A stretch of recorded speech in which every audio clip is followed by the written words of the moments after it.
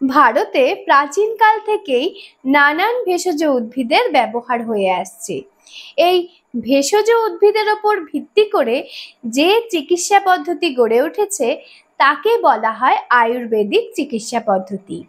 এই আয়ুর্বেদিক চিকিৎসা পদ্ধতিতে ব্যবহার করা বিভিন্ন ভেষজ উদ্ভিদগুলির মধ্যে হলো নিম, যেটি ত্বক, লিভার, দাঁত ও চুলকে ভালো রাখে।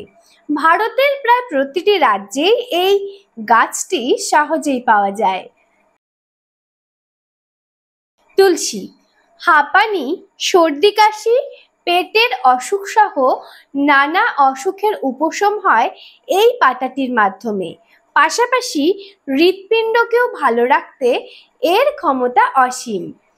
ভারতের প্রায় সবকটি রাজ্যে এই তুলসী পাতা সহজেই পাওয়া যায়।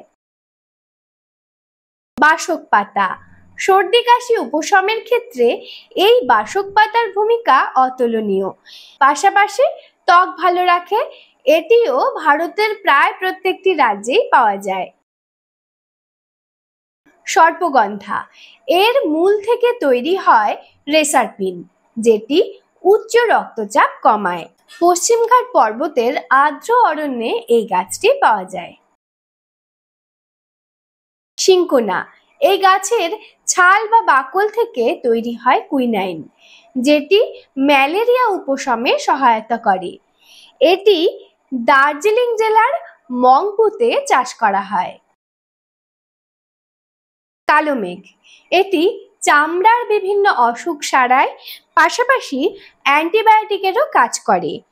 পশ্চিমবঙ্গ, উত্তর পূর্বাঞ্চল, দক্ষিণ ভারতে এই গাছটি সহজেই পাওয়া যায়। চিরতা লিভার এবং পেটের অসুখ সারাতে একটি অব্যর্থ গাছ হলো চিরতা। মেঘালয় ও হিমালয়ের পার্বত্য অঞ্চলে এই গাছটি পাওয়া যায়।